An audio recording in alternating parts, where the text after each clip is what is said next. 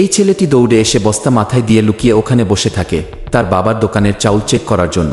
আসলে আমাদের চাউল কেন বিক্রি হয় না, সব চাউল কেন গুদামে পড়ে থাকে? তখন তাদের দোকানের স্টাফ এসে চাউলের বস্তা উঠাতে থাকে।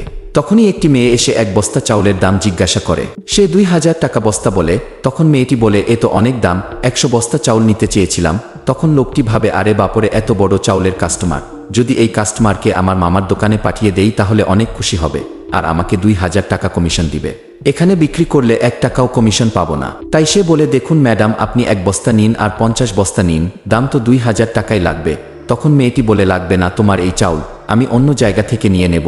তখন লোকটি বলে, 1 মিনিট দাঁড়ান ম্যাডাম, বলে যদি এই সেম চাউল কম দামে নিতে চান তাহলে আমি একটি দোকানের ঠিকানা দিচ্ছি, ওখানে চলে যান। তখন তার সমস্ত কথা মালিকের ছেলে শুনতে পায়।